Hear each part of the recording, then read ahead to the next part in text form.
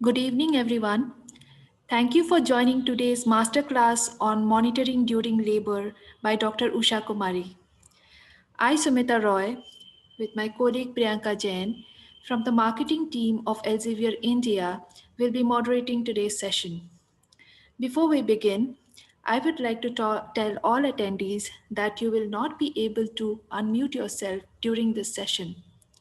Should you have any questions related to the topic in discussion, you can post them in the Q&A tab on your screen. These questions will be addressed by Dr. Usha at the end of her session. And now, it is my honor to introduce you to our esteemed speaker. Dr. Usha Kumari is the professor and head of obstetrics and gynecology at Sri Ramachandra Institute of Higher Education and Research with 25 years of teaching experience. She is the sole author of Textbook of Obstetrics published by Elsevier. She was nominated by the Medical Council of India as one of the three-member team as subject expert to develop the competency-based revised undergraduate curriculum, which was implemented from August 2019. She has been awarded the Diploma in Hospital Administration by National Institute of Health and Family Welfare, New Delhi, and has been the head of quality and patient safety for more than a decade. She is an active member of the Medical Education Unit of Sri Ramachandra and is the coordinator for the EdCom sessions for the undergraduates. She is also a qualified NABH assessor for both entry level and full accreditation. And with that, I request Dr. Usha to please take this forward. Thank you for the introduction and good evening to you all. It gives me great pleasure to be talking about one of the most fascinating yet challenging and difficult journeys that a woman goes through in her lifetime, labor. We're now going to walk you through this entire journey. How do we monitor a woman when she goes through the process of labor? So what is the agenda for today's talk? How do we identify someone who is in true labor?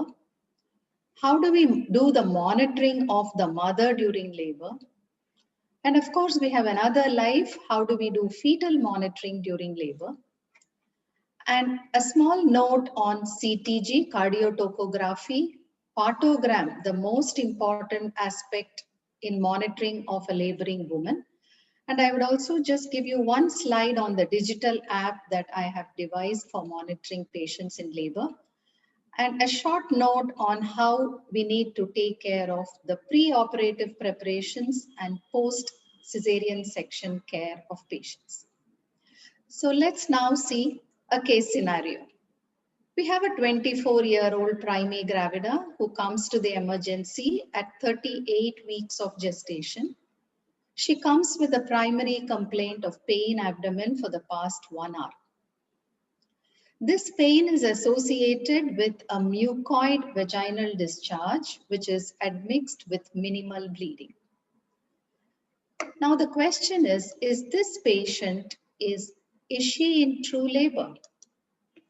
So what are the features of true labor pains? Many times we find women coming with pain and we think that she's probably in labor, we admit her, and then we give an enema, and after some time we find the pain goes away. So why is that so? That is because that is probably not true labor pains. That is false labor pain. Now, before we go into what is false labor pain, let's find out what are the features of true labor pains. Most important word to remember, they are regular uterine contractions. The woman will perceive as if the abdomen is getting tight. She'll feel a tightening sensation in the abdomen. And this sensation will happen at regular intervals. The pain will increase in intensity and frequency. Please remember, this is the second most important point. Whatever pain that she is experiencing or perceiving in the abdomen will keep increasing in intensity and frequency. It may be associated with show. And what is show? We know that cervix has a mucoid discharge. And when there is a minimal dilatation of the cervix, the small capillaries will get denuded, and the blood that is coming from these capillaries gets mixed with this mucoid discharge. And this mixture of blood and mucoid cervical discharge is known as show. Now, do all women present with show? Not necessary, but if they have show, we know that she's probably getting into true labor pains. And most important, there will be progressive cervical changes whenever there is true labor pain. There is progressive cervical changes. So regular uterine contractions, pain of increasing intensity and frequency, associated with show, associated with progressive cervical changes. So what is false labor pain? Just the opposite. Irregular uterine contractions, pain does not increase in intensity and frequency, not associated with show, not associated with progressive cervical changes. Now, why do they get false labor pain? A loaded rectum, they can present with false labor pain. Why is it so? Because the rectum and the uterus, they share the common nerve root of S2, S3, and S4. So what happens is it triggers the nerves that supply the uterus because of the loaded rectum, and then you may get false labor pain. So let us remember, these are some very important points to remember. True labor pains are always associated with progressive cervical changes. Loaded rectum can trigger false labor pain, which is self-limiting. Show is always admixed with cervical mucus, unlike abruption. So if you get a patient in the emergency where you don't find a mucoid discharge and you find frank blood, you know that that patient probably is having abruption and it's not show. False labor pain, this is an important point. False labor pain occurs only in term patients. If you have a patient who comes to you earlier than 37 weeks and she is experiencing pain or uterine contractions, that is not false labor pain, that is preterm labor. So this is an important point to remember. So what do we do? The initial examination in labor. Patient we know is in labor. She has true labor pains. She's now admitted in the labor room. What are all the things that we need to examine? There are no shortcuts in examination. Clinical examination has to be comprehensive, has to be meticulous, and you can't skip any step in whatever examination that we plan to do for patients in labor. The first is the vital signs. Pulse. It's very important to place our hand and then check for the pulse rate. Blood pressure, either in the sitting posture or in the lying down posture, but not supine, you must record the blood pressure. Temperature, of course, and the respiratory rate. So the four vital signs have to be checked as an initial examination in labor. Now, the fifth vital sign has become the pain score. So we need to put the woman in the scale of 10. Now we have a numerical scale of 10, which also gives a pictorial depictions of what the patient's perception of pain is. And based on that, we assign the pain score. Now, pain score of 4 is something that we feel is not tolerable. So whenever she goes to a pain score of more than 4, whether they are in labor or elsewhere, even in normal situations other than labor, any pain score over 4 requires intervention, which means we need to give a pain relief for that patient. So we check for the pain score. We examine the cardiovascular and respiratory system. Very important to put our stethoscope here, S1, S2, see whether we are able to listen to any additional sounds, murmurs. All that is very important. And even the respiratory system. It's a routine that we need to go ahead and do. The next is obstetric examination. Obviously, that is what we are going to be looking at later. And then finally, vaginal examination. So initial examination in labor will be the vital signs, which is pulse, blood pressure, temperature, respiratory rate. then the pain score, examine the cardiovascular respiratory system, do an obstetric examination, and then finally vaginal examination. Now I just put a few scenarios. If a woman comes with maternal tachycardia in a post-cesarean section term pregnancy in labor, she's in labor, she's had a first cesarean section, she comes with maternal tachycardia. What will you think of? You must think in terms of scar dehiscence or a scar rupture. The earliest feature can be a maternal tachycardia. Now, next situation. Uterine tenderness on palpation. I am palpating this patient who has rise in temperature. She's term pregnancy. She has history of leaking per vaginum of 10 hours duration.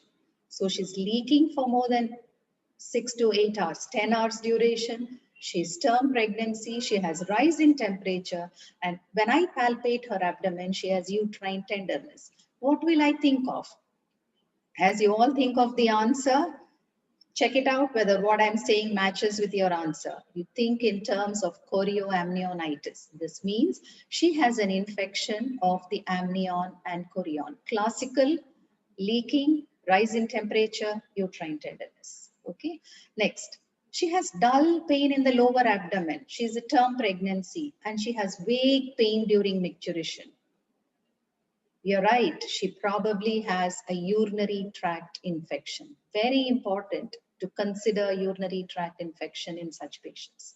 The last situation, severe pain abdomen, term pregnancy, has vaginal bleeding, which means third trimester bleeding with severe abdominal pain. Answer is staring at your face. She probably has abruptio placenta. Okay, right. Now we'll go on to see some very important terminologies that you all need to know. One is lie. I don't excuse any student who don't know these very, very basic definitions. So what is a lie? It's the relationship of the longitudinal axis of the fetus to the maternal spine or the longitudinal axis of the uterus. So we know that we have a longitudinal lie. Here you have a longitudinal lie, but the head is lower down. Here it's a longitudinal lie, but it has a breech lower down. Then here you have an oblique lie. And then here you have a transverse lie. So relationship of the longitudinal axis of the fetus to the maternal spine or longitudinal axis of the uterus is lie. So we need to find out first, is this a normal lie or an abnormal lie? Longitudinal lie is normal. Transverse and oblique lie are abnormal. Next, presentation. What is presentation? Relationship of the presenting part to the lower segment of the uterus. So we want to know what is actually in relationship to the lower segment, whether it is the head or it's the breech or it's the shoulder.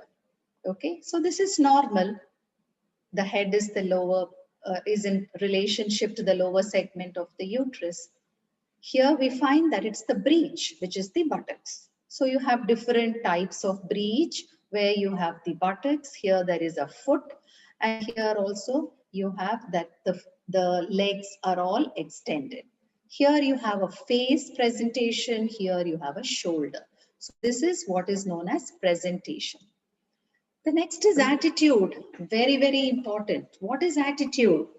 We always say that we need to have good knowledge, good skill, and every medical professional must have a good attitude. This is what we are going to be talking in the fetal stage itself.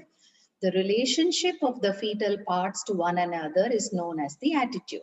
So if the presenting part is the head, the attitudes can be, here you see a well-flexed head. So a complete flexion is vertex.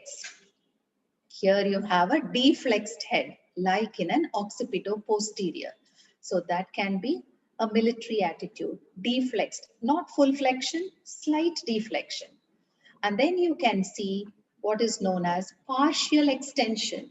So partial extension, the brow will be the presenting part. And then you have complete extension where you have the face becomes the presenting part. Very important, attitude.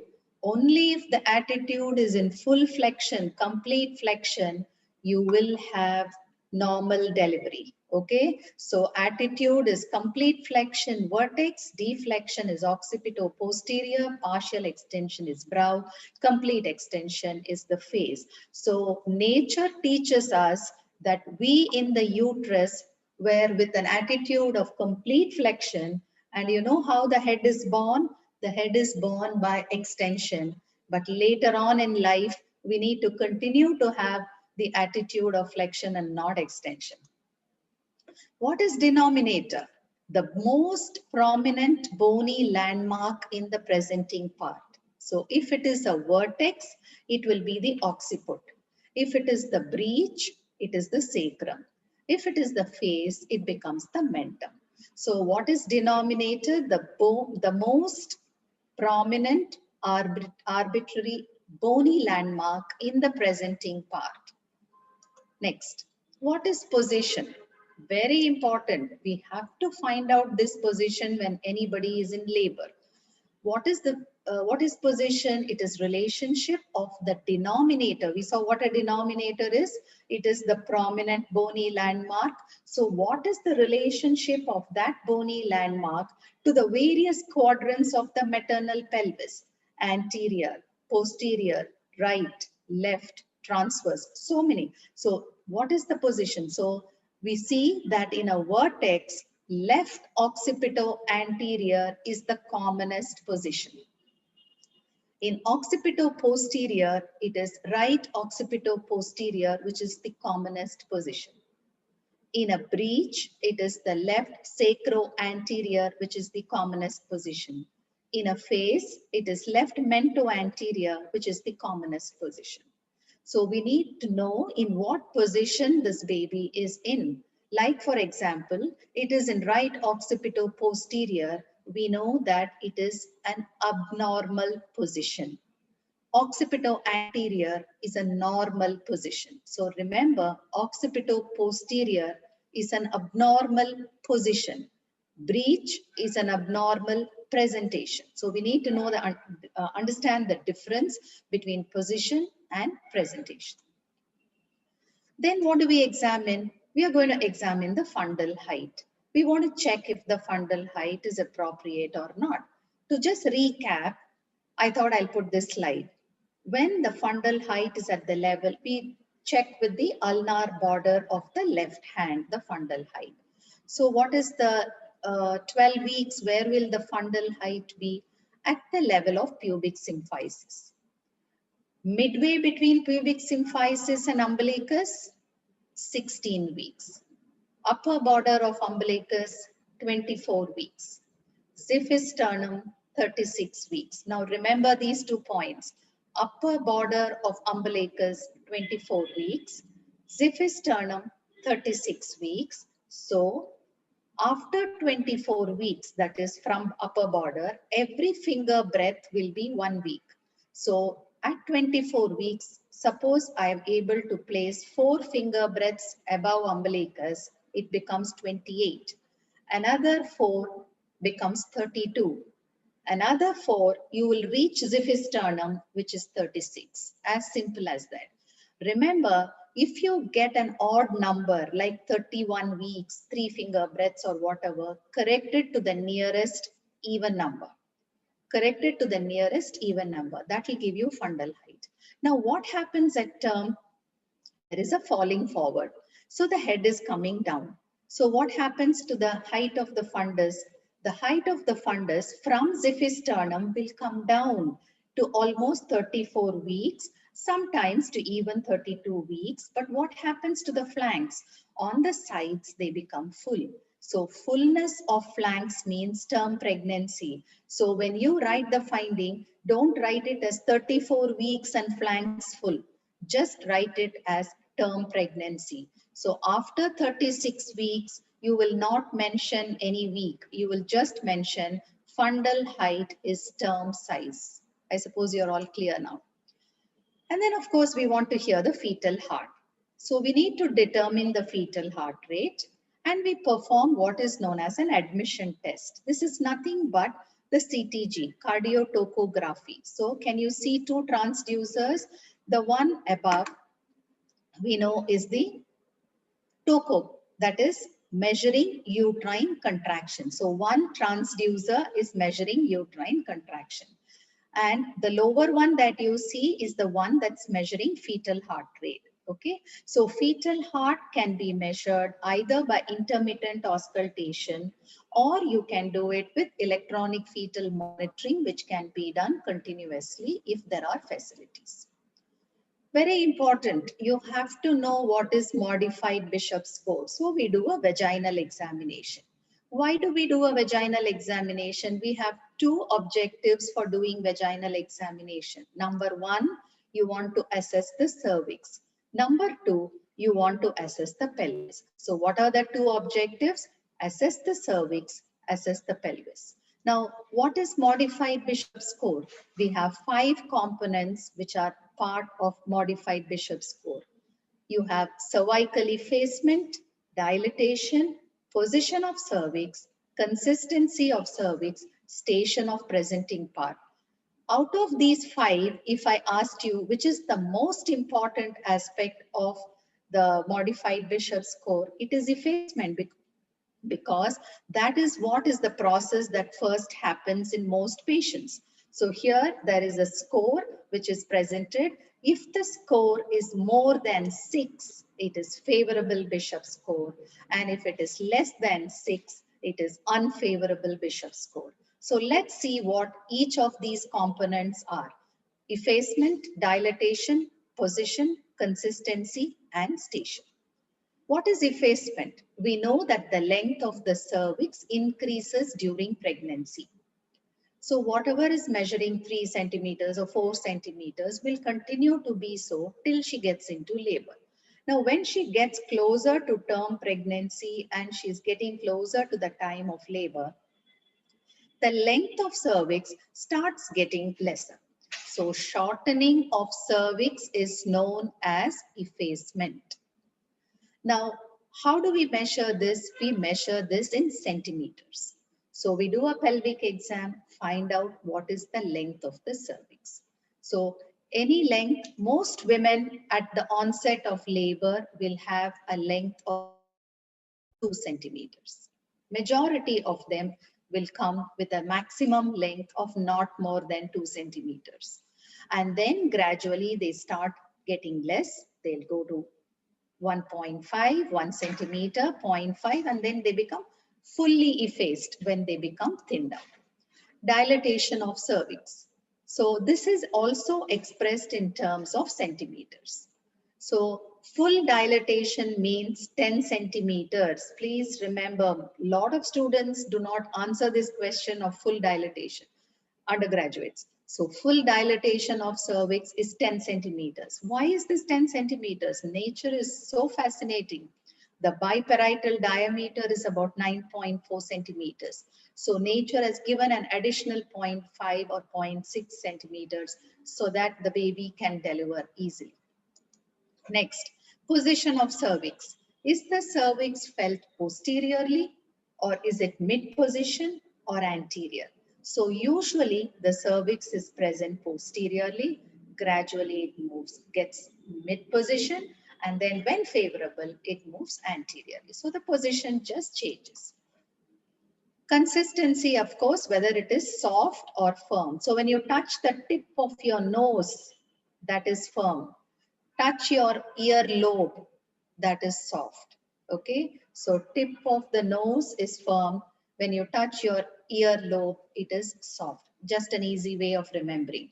Most important, what is the station of the presenting part? It's like, we go on a train journey, we go through various stations, is it not? Likewise, the baby is going through various stations during the life journey of birth. So ischial spines are very important bony landmarks. So the level of ischial spine is 0 station. 1 centimeter above, -1. 2 centimeter above, -2. 3 centimeter above -3. Same way, +1, +2, +3 below the ischial spines. So, and we need to know what is the position of the presenting part. So here this is station of the presenting part. Then we need to check on pelvic examination. We are going to check whether the membranes are present or membranes are absent. Very important to find this out. So if the membranes are ruptured, you have to comment on the color of liquor. The notes in the labor room notes must comment. Is it clear? Is it meconium stained? Is it blood stained? Clear? Good. Meconium stained, whether it is grade 1, grade 2, grade 3. Grade 1, thin staining of meconium, very thin staining. Grade 2, a little thicker.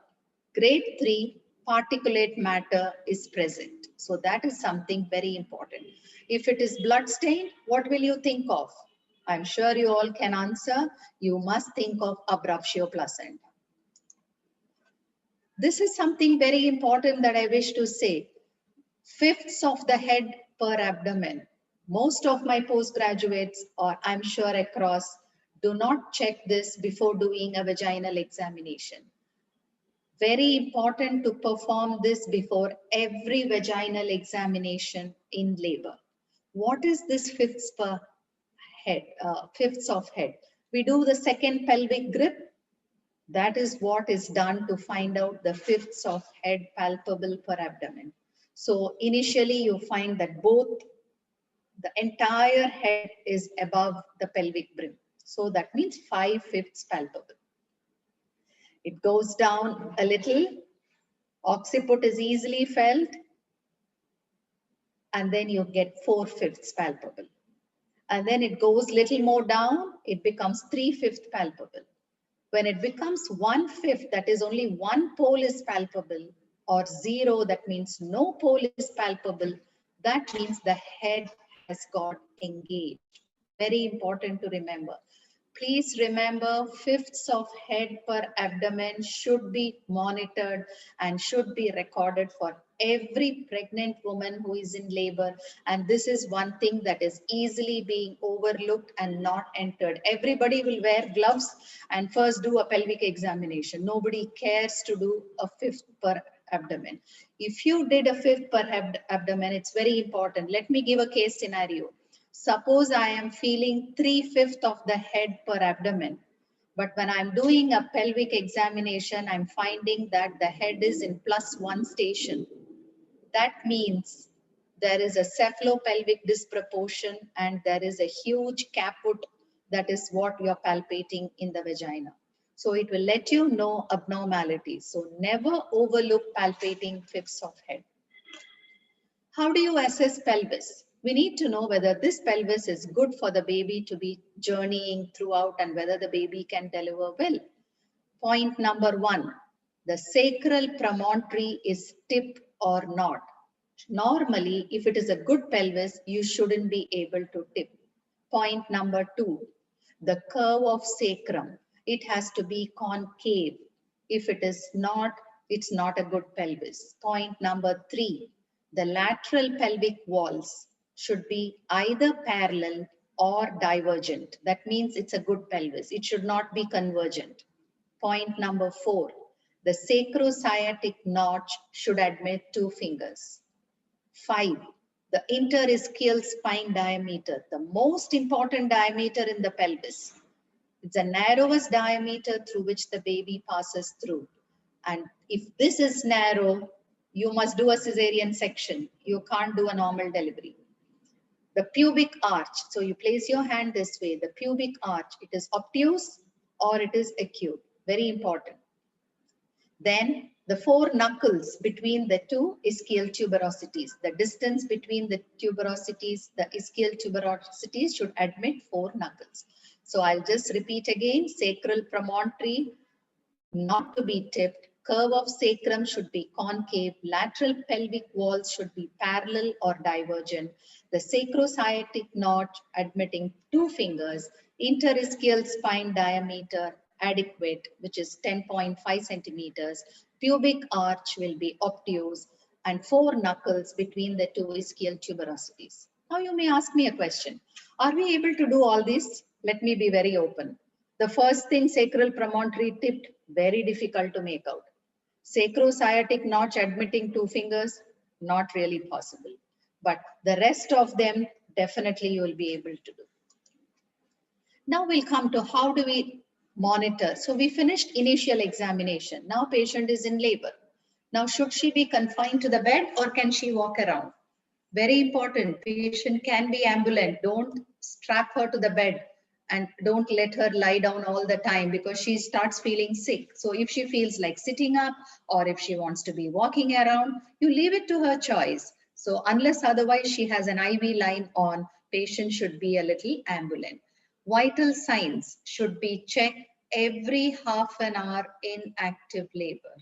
Many times this is not done, but very important. Why? Because the earliest features can be a tachycardia or there can be a supine hypotension which is unrecognized. So very important.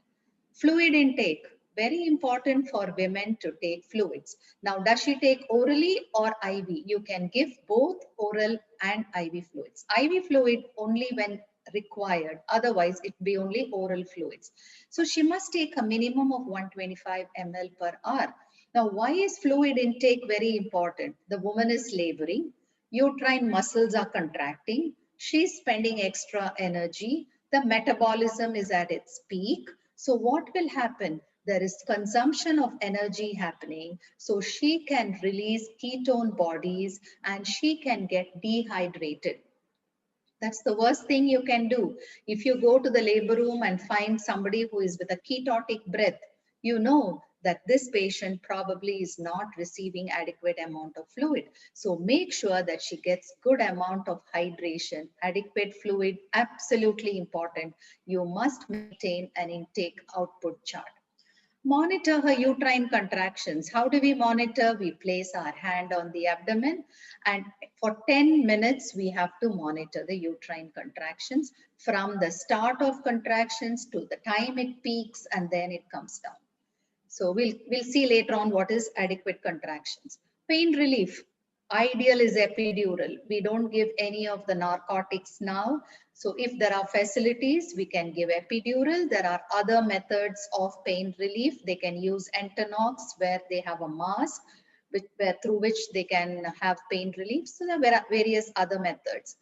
Vaginal examination. How often will you do vaginal examination? Every 4 hours. If required, you may do every 2 hours. Otherwise, every 4 hours. Very important, maintain a partogram. Uterine contractions. So palpate every half an hour for 10 minutes. When do we say that she has good uterine contractions? When do we say that this patient has effective uterine contractions? In that 10 minutes, she will have 3 to 4 contractions. Each contraction should last for 35 to 40 seconds. Then only we say she is in active labor. So somebody who has just 2 contractions or she has 1 to 2 contractions, that is not the ideal effective uterine contractions. 3 to 4 contractions, each contraction lasting 35 to 40 seconds. Now, when do we say she's having hyperstimulation? She's getting excessive contraction. That means she gets more than 5 contractions in a 10-minute period. Tachysystole also means the same. Hypertonus means a single contraction is lasting more than 60 seconds. So tachysystole is more than 5 contractions. Hypertonus, single contraction lasting more than 60 seconds. Hyperstimulation is both of these. Okay. Partogram, very important. Graphical representation of the expected progress of labor. WHO has been working on this across various places to bring down maternal mortality, to create a partogram, to get them to write. And a lot of times we find postgraduates filling the partogram after the patient delivers. So the expected progress of labor in a graphical representation is a partogram. So you have an alert line, you have an action line. Alert line will start at 4 centimeter of cervical dilatation. The American College talks of 6 centimeters, but we are following a WHO guideline, which is still 4 centimeters. So alert line will start at 4 centimeters of cervical dilatation, and then you plot.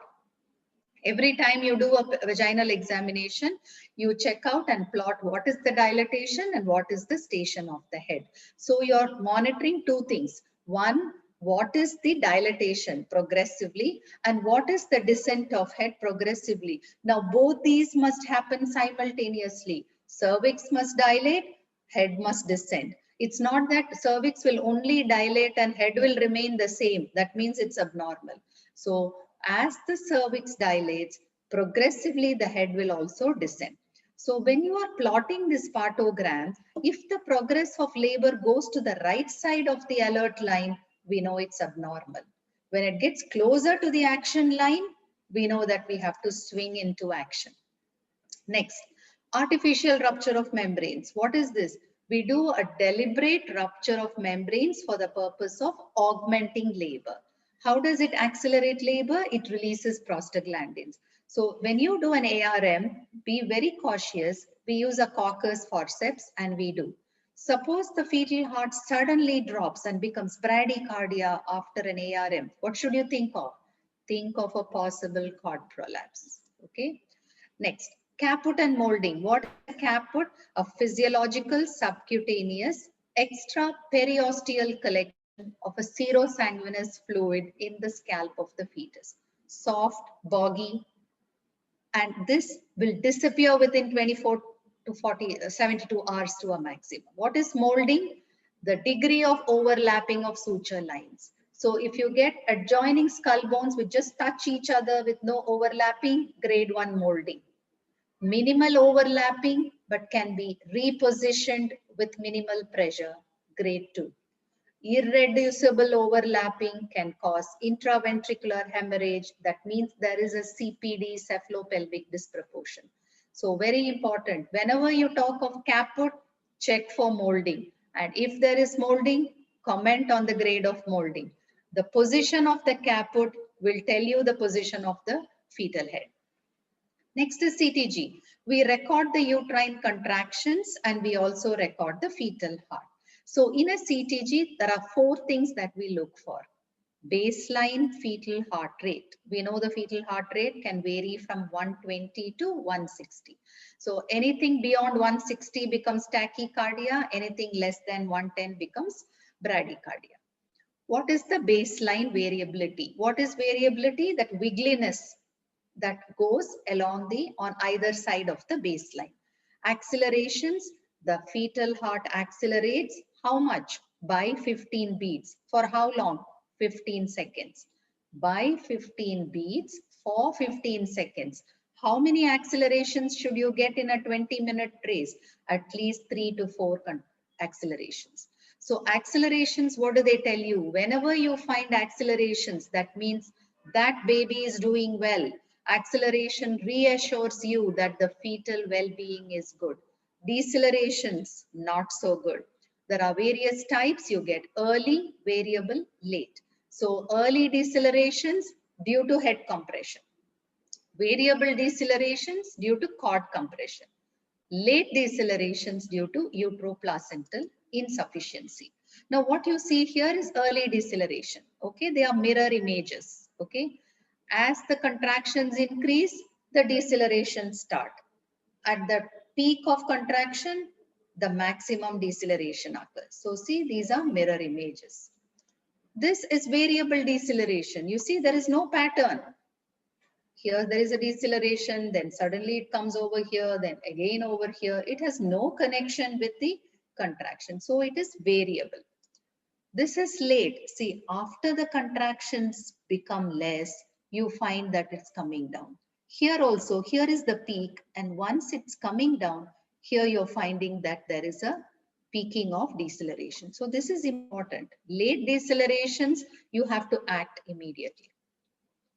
Now, this is what I was talking to you. This is Suraksh, the digital app that I have devised and designed.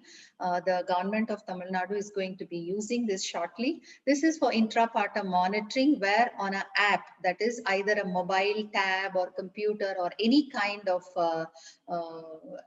system, you can make entries, and wherever the chief obstetrician is, whichever part of the world, they can look through this and find out what's exactly happening the entire process of labor.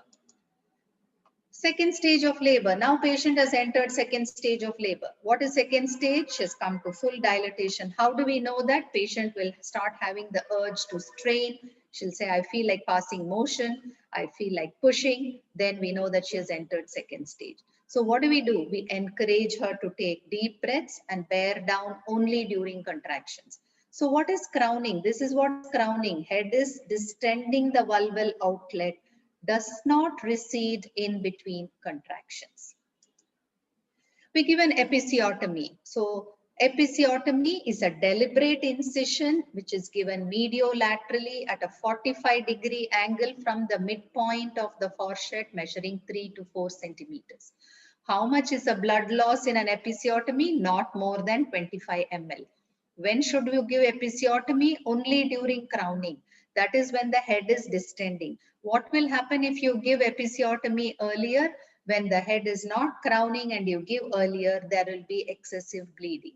And it's important to do a meticulous closure in layers. Suppose there is no episiotomy given and patient delivers. What can happen?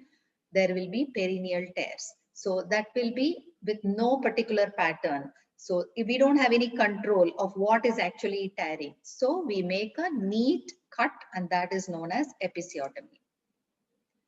Active management of third stage of labor, very important.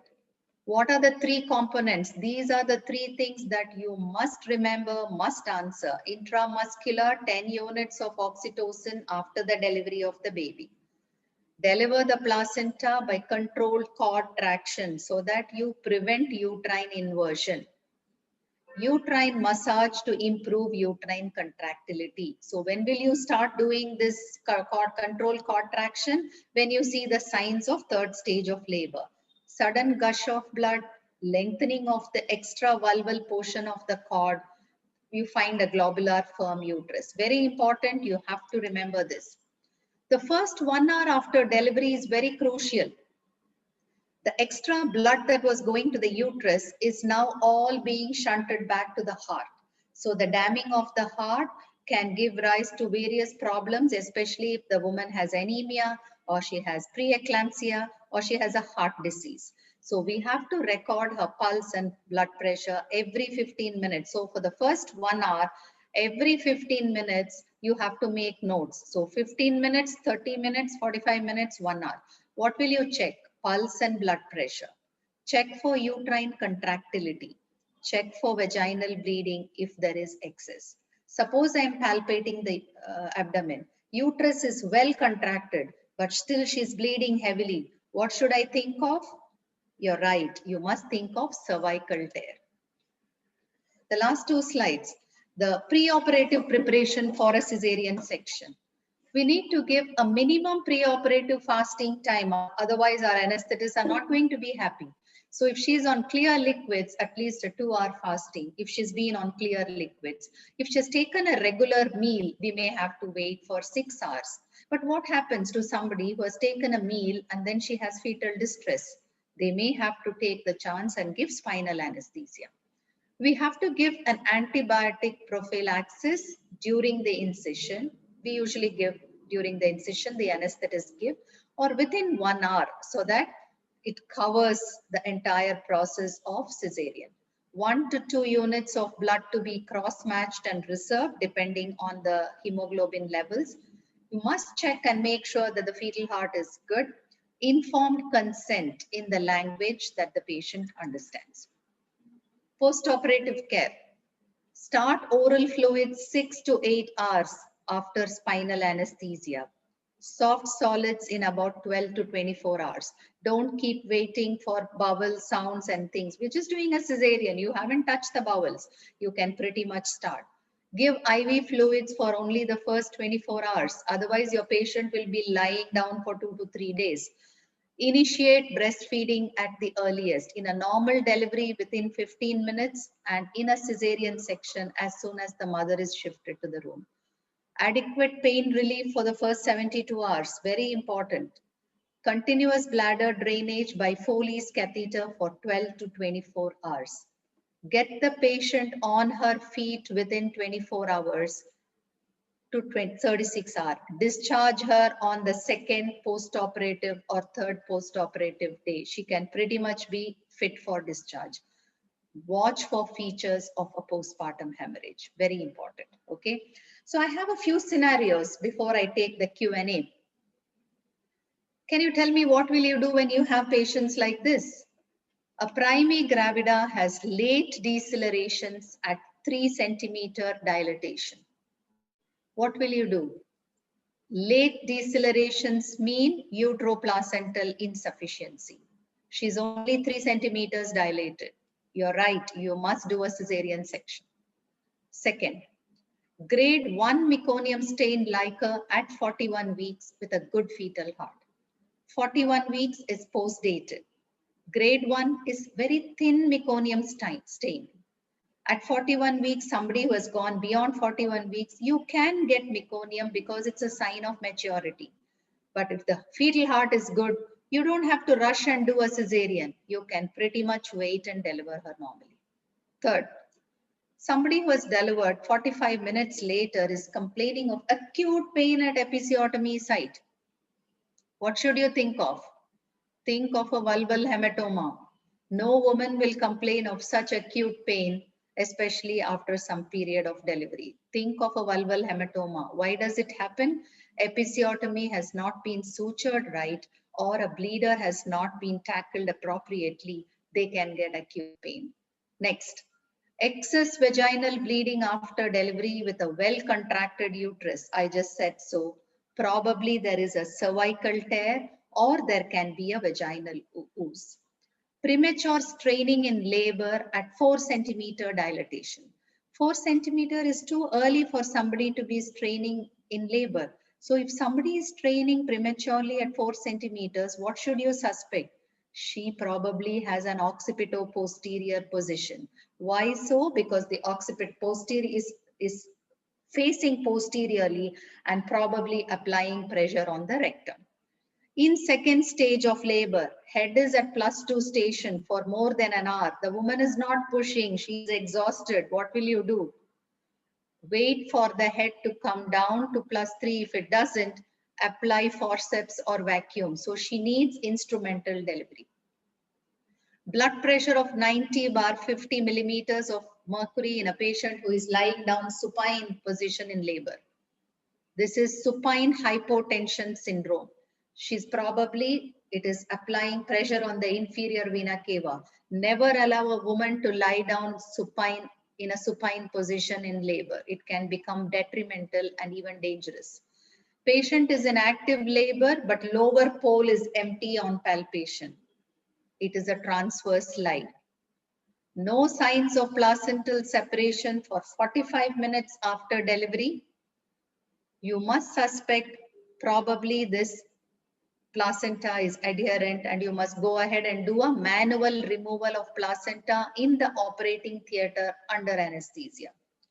Mother with ketotic breath after 12 hours of labor, probably you haven't hydrated her adequately. So please hydrate her adequately, or she may be a diabetic with diabetic ketoacidosis. Okay.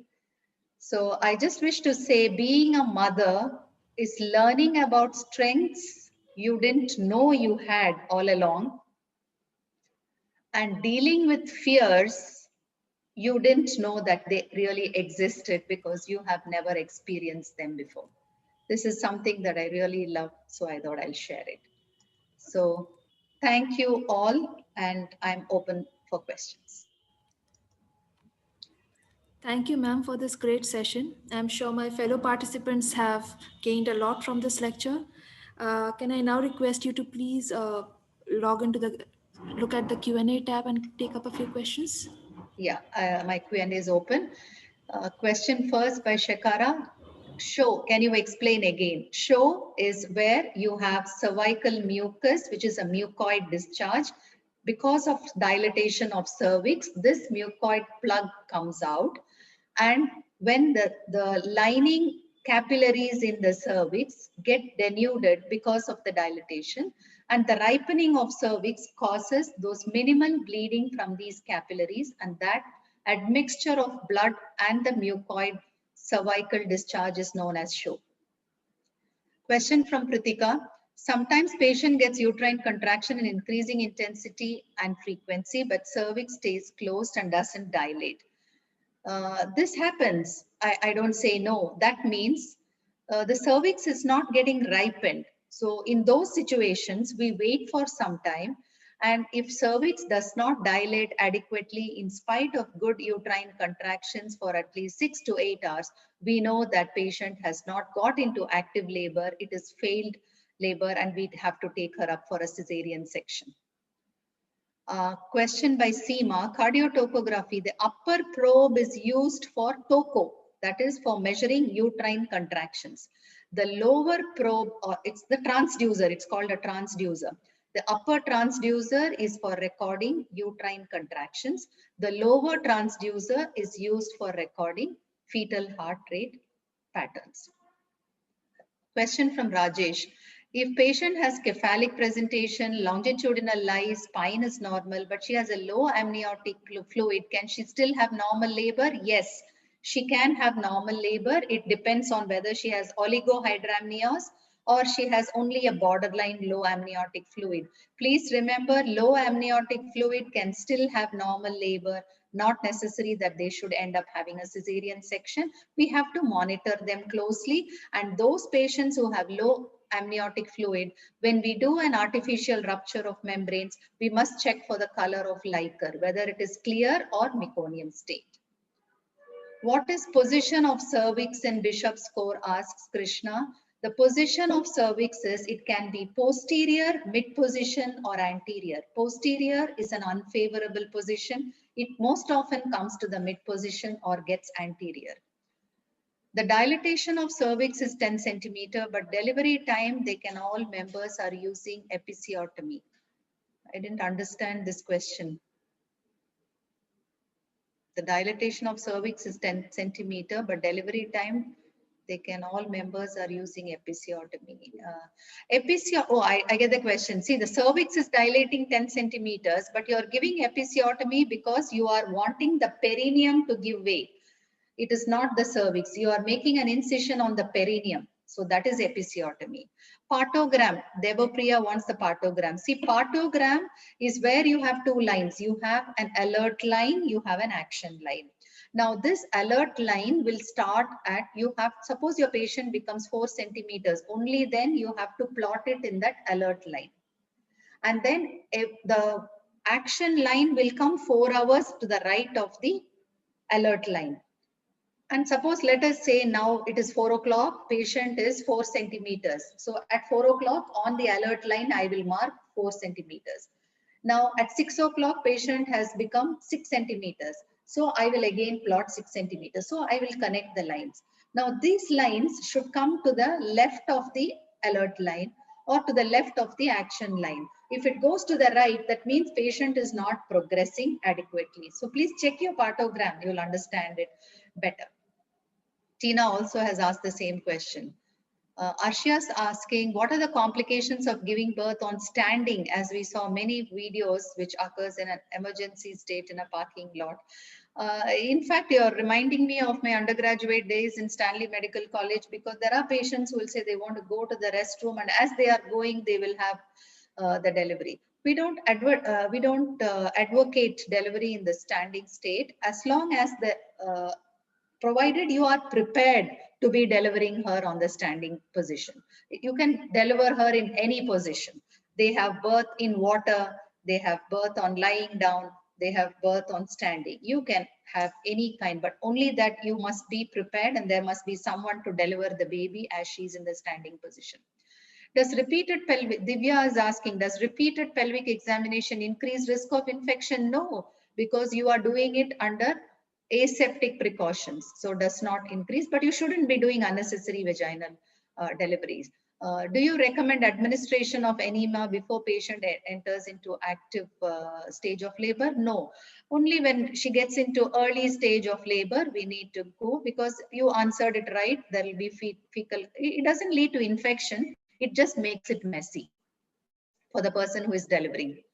I'm a first year medical student, says Abhinav. Great that a first year is attending this. Steroid injections are given to patient with false labor, but do this. No, steroid injections are not given to anybody in labor. Steroid injections are given only for accelerating lung maturity in a preterm patient. Steroid injections are never given to patients in labor. Why continuous bladder drainage in post-op LCS for 12 to 24 hours? Because the bladder takes some time and patient is not able to stand and void.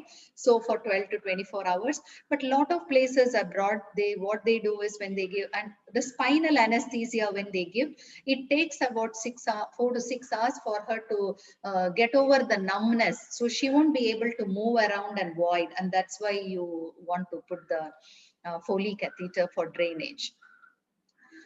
The active phase of labor is 6, the new is 4. No, active phase of labor is 6 according to American College guidelines.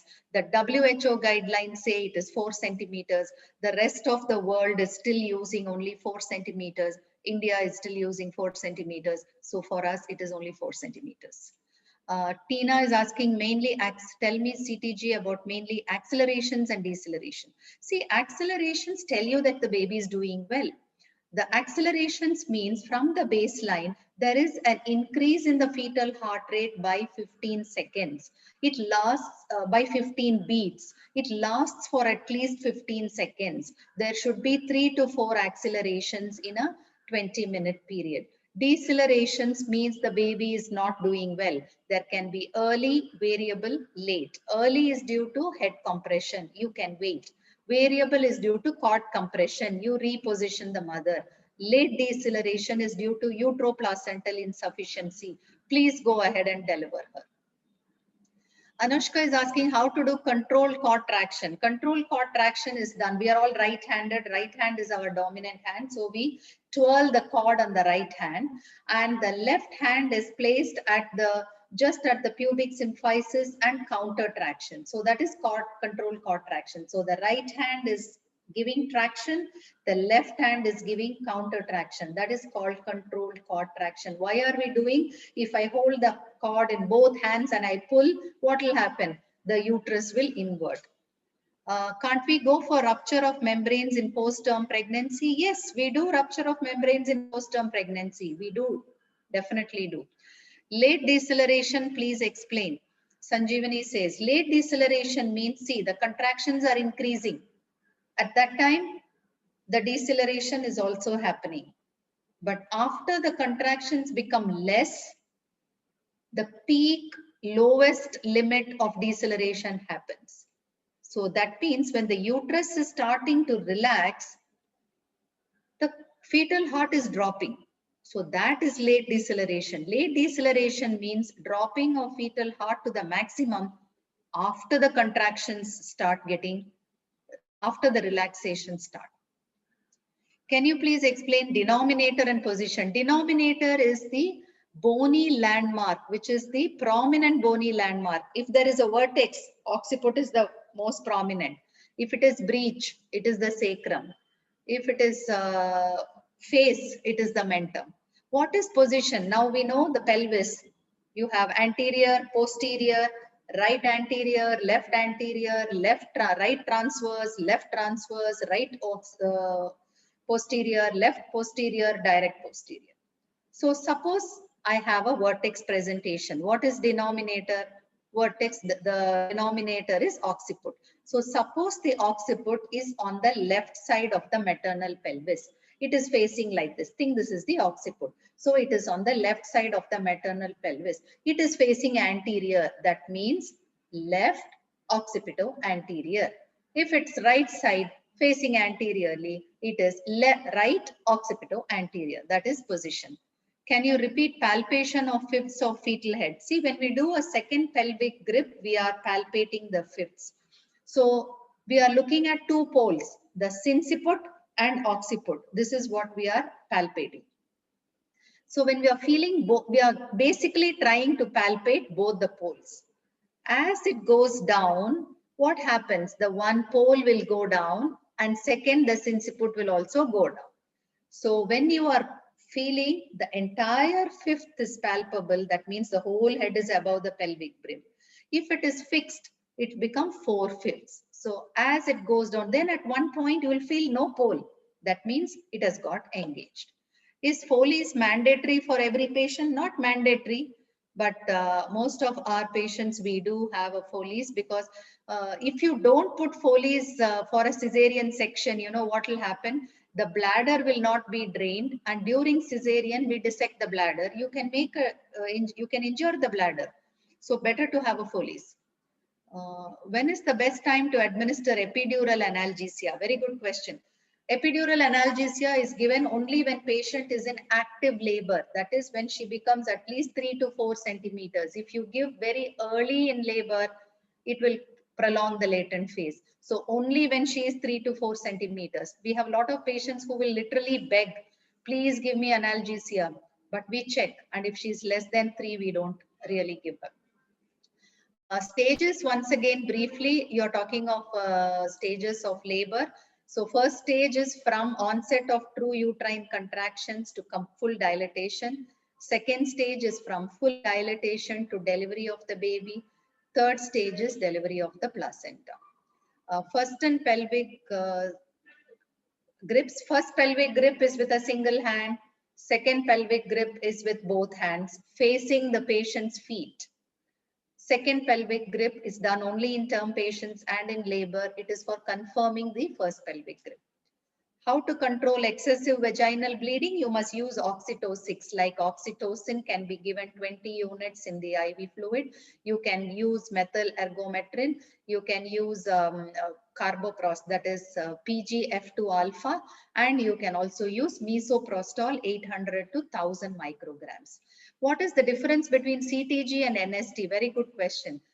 What you do in pregnancy is NST. What you do in labor is CTG. NST means non-stress test. So in pregnancy, the woman has no stress. You're checking only the fetal heart rate. CTG is what you do in labor. You do both uterine contractions and fetal heart. So that is CTG. Partogram I've already explained, which is the most important component in the modified Bishop score. Effacement initially is the most important component, and then comes dilatation and then station. Internal fetal monitoring in labor, not needed. If there is no pain with adequate contractions, then you have to start either induction of labor or you must start oxytocin. Which forceps is used in ARM? Cocker's forceps. Kocher'', Cocker's. Caput and molding. Caput is the physiological swelling you get in the head. Molding is the degree of overlapping of the suture lines. Is there any chance for normal delivery after a subserosal myomectomy? Yes, there can be chance for a normal delivery, but the cavity should not be opened. If the cavity is opened, you must do only a cesarean. How to determine position on abdominal and vaginal examination? Abdominal, it's very difficult to determine position. You must do only with vaginal. And how do you determine? Based on the fontanelle, the anterior and the posterior fontanelles and the suture lines, based on the suture lines. Can you explain stations? Station is in relation to the ischial spine. See, ischial spine is 0 station. 1 centimeter above is -1, 2 centimeter above is -2. 1 centimeter below is +1, 2 centimeter below is +2. How can we identify healthy partogram for twins? Yeah, twins is also, it's very difficult, but we still plot, because very unusual to get prolongation of labor, but we still plot the partogram.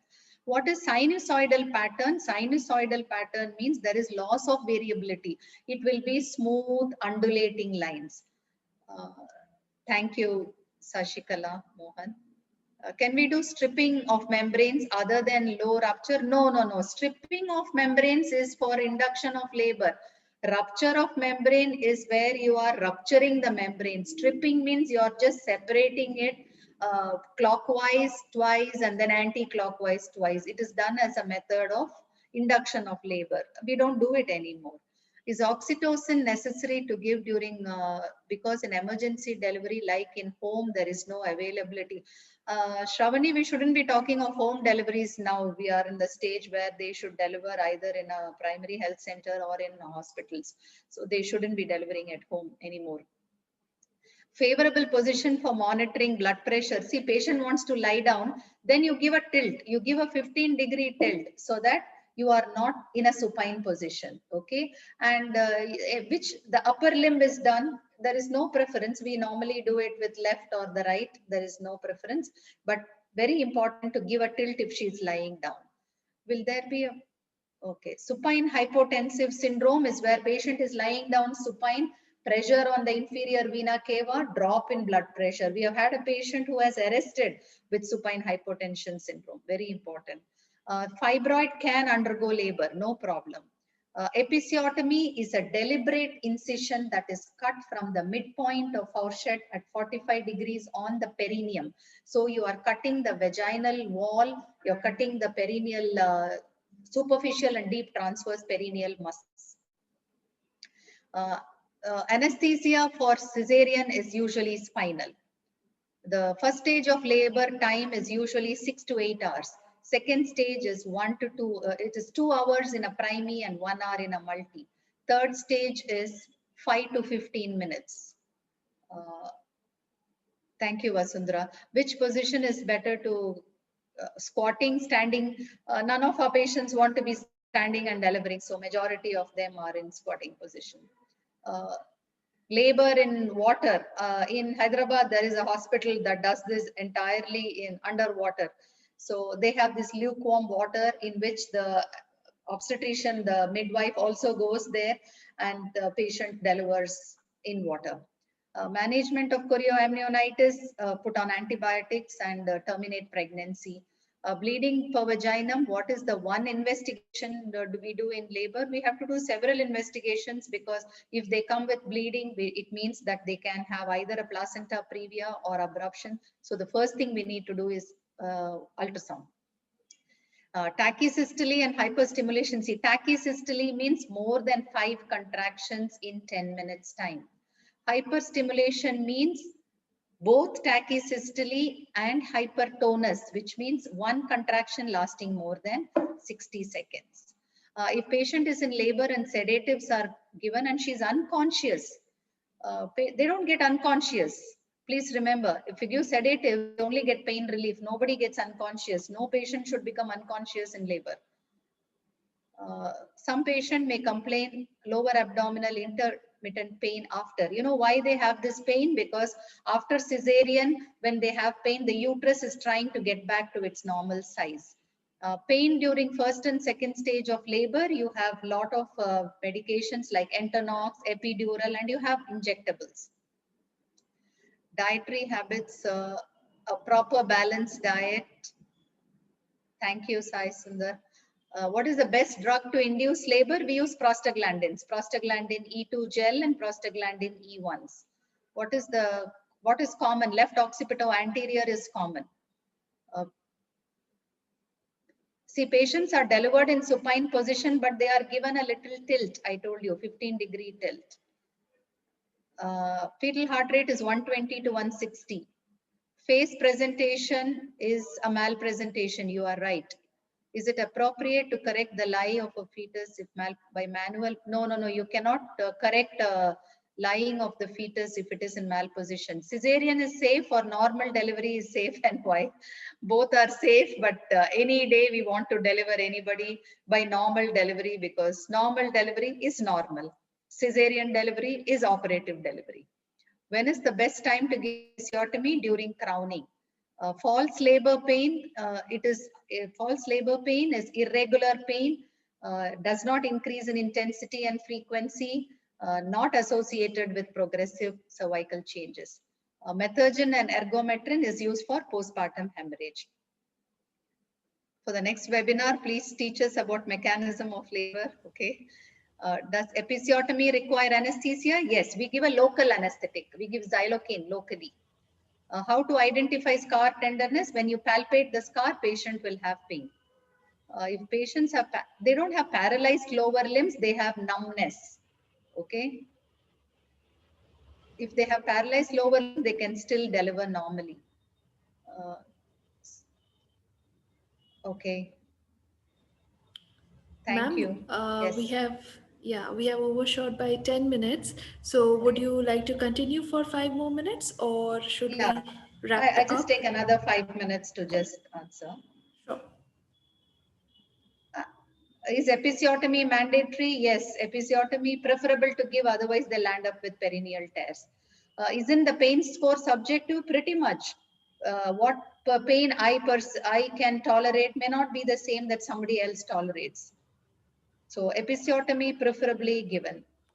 I think I'm done. The Q&A is done. Okay, thank you, ma'am. Thank you to all the participants who had come together. Um, this was a really interesting session. See you soon. Thank you so much. Thank you. Thanks. Thanks to everybody who has logged in. Thank you.